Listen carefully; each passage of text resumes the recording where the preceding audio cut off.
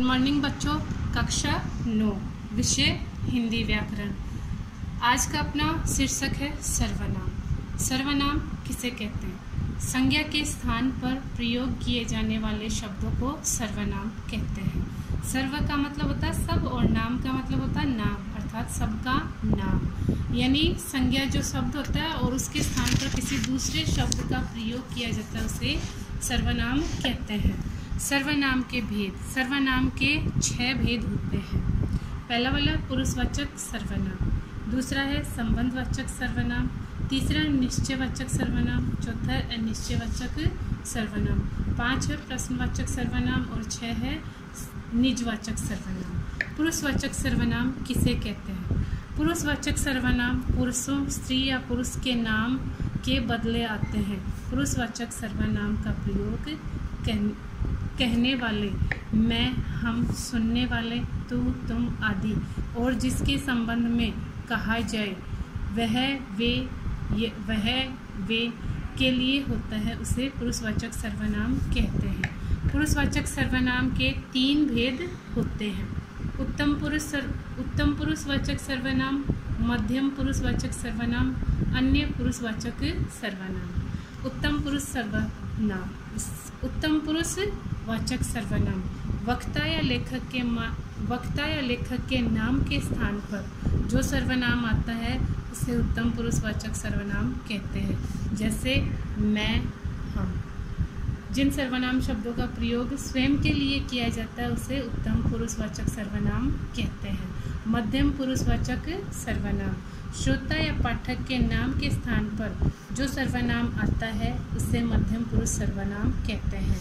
जैसे तू, तुम आदि, अर्थात सामने वाले के लिए जिन सर्वनाम शब्दों का प्रयोग किया जाता है उसे मध्यम पुरुष सर्वनाम कहा जाता है।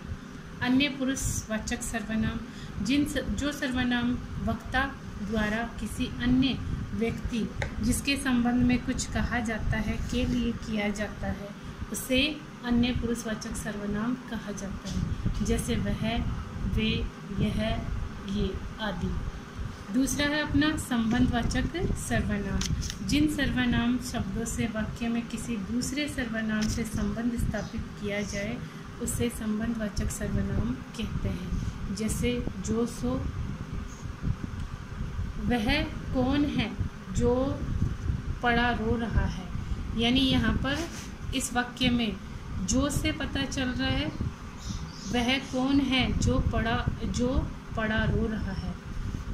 वह जो न करे सो थोड़ा आदि शब्दों से पता चलता है।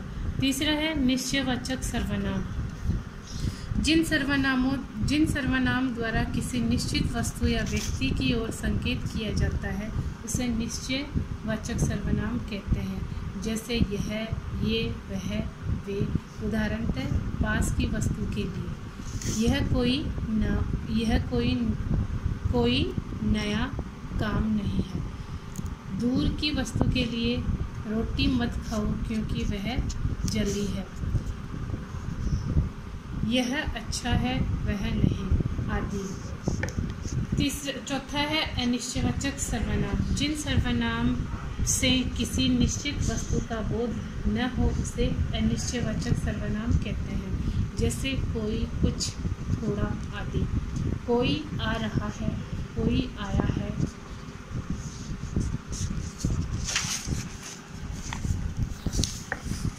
प्रश्नवाचक सर्वनाम। जिन सर्वनाम शब्दों का प्रयोग वक्ता श्रोता के लिए प्रश्न पूछने के लिए करता है उसे प्रश्नवाचक सर्वनाम कहते हैं। जैसे कौन आता है, कौन है, तुम क्या खा रहे हो आदि प्रश्नवाचक सर्वनाम कहलाते हैं। निजवाचक सर्वनाम। जिन सर्वनाम शब्दों का प्रयोग वक्ता श्रोता और स्वयं के लिए जिन सर्वनाम शब्दों का प्रयोग वक्ता स्वयं के लिए निजता प्रकट करने के लिए करता है उसे निजवाचक सर्वनाम कहते हैं। जैसे यह काम मैं अपने आप कर लूँगा या मैं अपने आप कर लूँगा। राम ने अपने आप को संभाला और कहा कि आप जाइए आदि शब्दों में निजता का बोध हो रहा है उसे निजवाचक सर्वनाम कहते हैं।